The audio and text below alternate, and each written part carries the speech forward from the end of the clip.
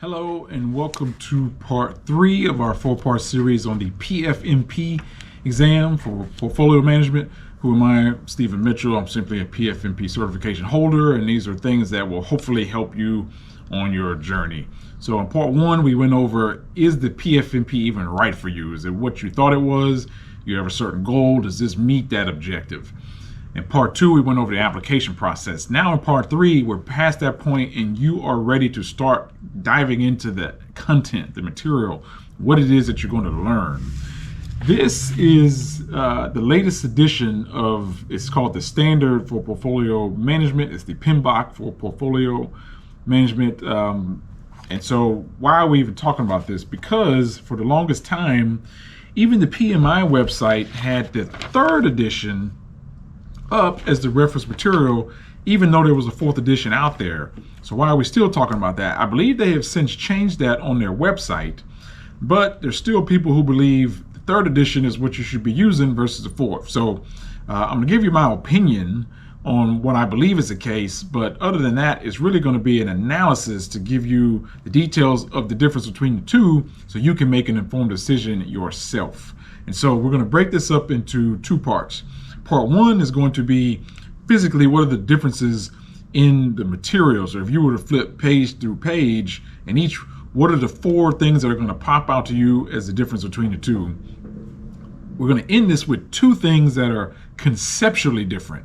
So the concept is indeed different. It's changed. And for that, you would just need to understand that if you were to only read the 3rd edition, you would miss something from the 4th edition, and vice versa. If you'd only read the 4th edition, what would you have missed that's something in the 3rd edition that is indeed still relevant? Not that it's been phased out, but may still be relevant for what's on the exam. So inherently, before we even get to that, we're going to talk about the differences, and the main thing is this. So the 3rd edition is, I'm going to say, more in line to what you may be used to in a PMI exam. It's got 16 processes. Each one has an input, a tool and technique, and an output. And usually, more often than not, that output is going to be an input for another process for the most part.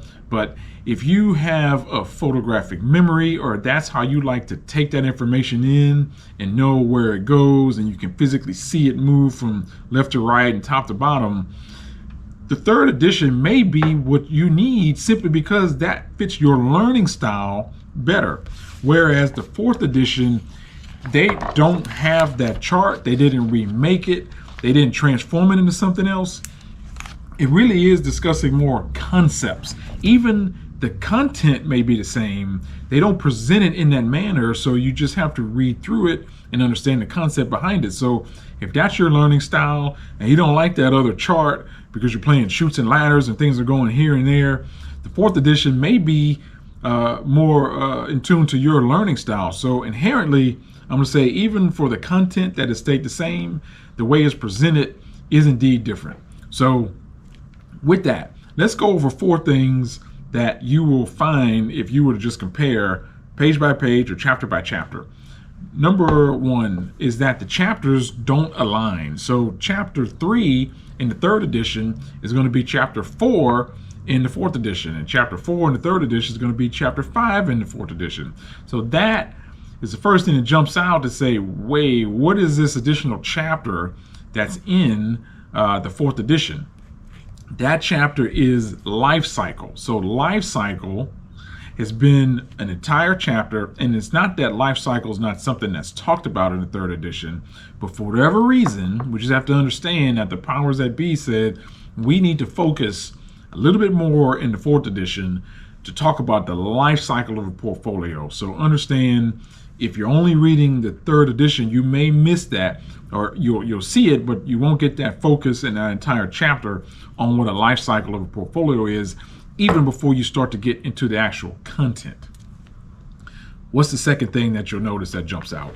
The portfolio performance management process has been deleted, and it's been replaced with capacity and capability. Now, understand that capacity and capability in the 3rd edition is indeed something, and you'll be very familiar with it because it shows up in, I have 5 processes. So it's a tool and technique. So The third edition says for capacity and capability, you need to use that as a tool in this process, this process, this process, and this process. In comparison, you will not find that, or you will find that as a chapter for capacity and capability, as opposed to having portfolio performance management. So now we have to get into, is that a one-to-one replacement? Does performance management replace with it instead of it being a tool and technique? It's a dedicated chapter. So once again, it's just something we have to understand, that the powers that be that made this 4th edition wanted us to focus a little bit more on capacity and capability instead of kind of rolling it in as a tool and technique to potentially what was performance management. The next thing, number 3, along those same lines, is stakeholder engagement. Now, this is something in the 3rd edition, stakeholder engagement, the phrase stakeholder engagement only shows up 4 times in the whole book. Now, 5 times, but the 5th time is in the index. I'm not going to count that because that's not part of the content. So something that only showed up 4 times in the entire 3rd edition is now a dedicated chapter, stakeholder engagement, in the 4th edition. So it just lets you know kind of where everybody's mindset is, to where it was mentioned, it was thrown in there in the 3rd edition, and they said, well, we really need to focus on this as a dedicated chapter. So even if you only use the 3rd edition for your reference material, you may want to read that chapter to understand why they're trying to get you to focus on that content. And understand this, the exam, I'm today talking about how the 3rd edition has changed to the 4th edition. Who knows, maybe it will, maybe it won't, but who knows at some future date when the actual exam content starts to transform also. So you have to timestamp this video to what the exam would be at this point in time versus any changes as it starts to potentially migrate to the 4th edition, or maybe it doesn't. Maybe it stays the way it is and the 4th edition just focuses on those items. So it only shows up a few times in the 3rd edition. The only thing is communication management has been deleted. So communication management has been deleted, and then we focus on stakeholder engagement. So now we talk about why that transition. So communication management in the 3rd edition focuses more on overall communication within the portfolio, probably the information systems, the stakeholder identification, classifying all of that. And so that has changed to stakeholder engagement. So we're still talking about communication, but we're not talking about it on a grand scale necessarily. We're talking about specific stakeholders and how to engage with them. So once again, we simply have to ask ourselves the question, is this information that's being transformed, or is there an overlap and we're just focusing more on one specific area? I'm gonna leave that up to you to decipher for yourself, but understand this is just a presentation of what the differences are.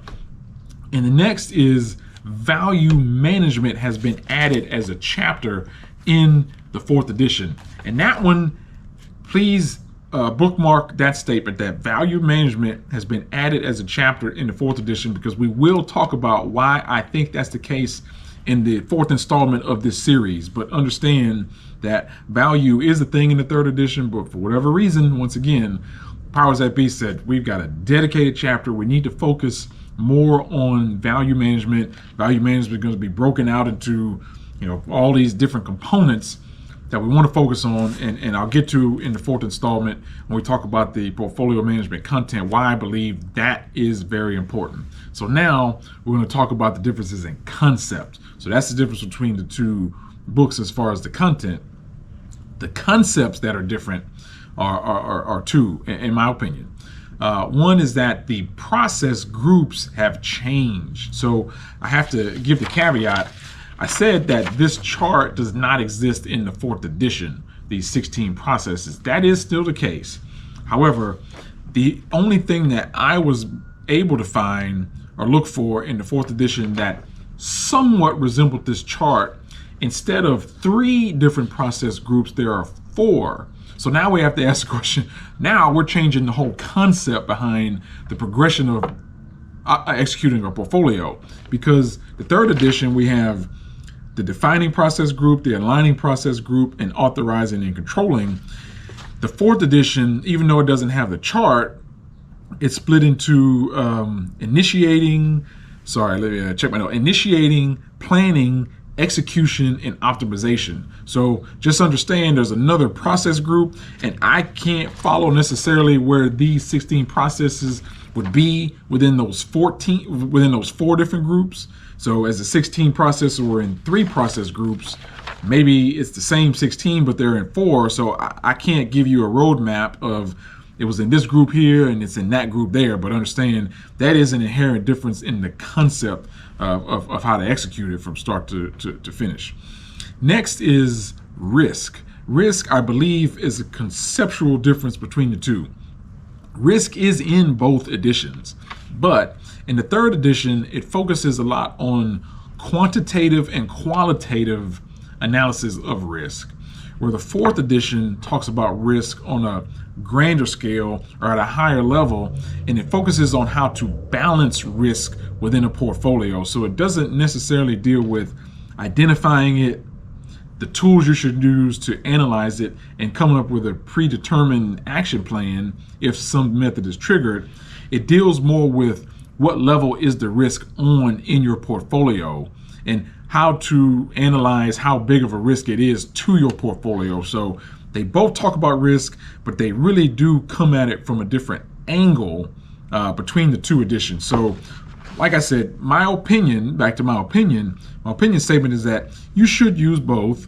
My personal learning style was the third edition, so I leaned in on that and used the fourth edition to cover the gap, either in a concept that I didn't understand fully, I needed more clarification, or understanding the differences here, I referenced the fourth edition in something that was added to the fourth edition that I should know about. But once again, that is my analysis to give the information so you can make an informed decision on choosing one versus the other, or using one more heavily than the other and just referencing both as you choose. So with that, hopefully that helps you with what you should be looking at.